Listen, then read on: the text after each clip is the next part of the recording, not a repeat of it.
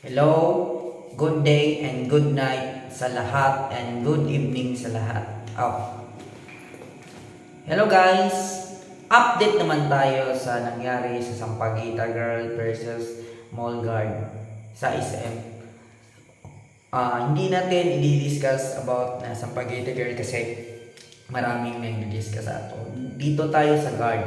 Ang guard na yon ay ginagawa lang yung trabaho niya, kaso nga lang sumobra lang yung trabaho niya, pero hindi ibig sabihin na masama na siya. Sa ngayon is under investigation pa yung pangyayari na iyon.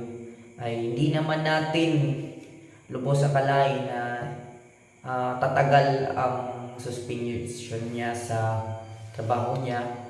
Ang problema nga lang yung pang-araw-araw na pagkain nila, yun ang pinakamahirap sa lahat kapag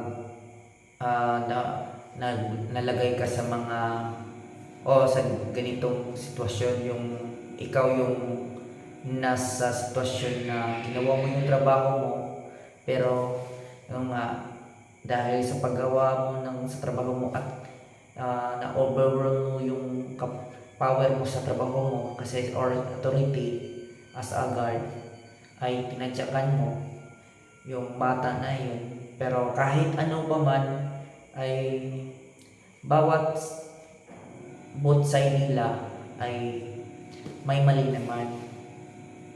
So yung guard na yun ay under investigation. Siguro ngayon wala siyang trabaho.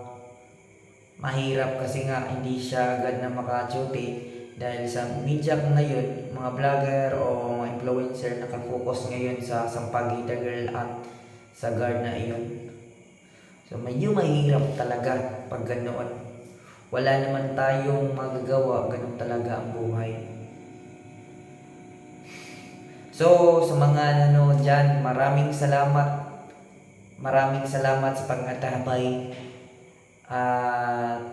Magkita-kita tayo sa susunod na video sa mga update na Sampaguita Girl versus Mall Guard. Bye-bye!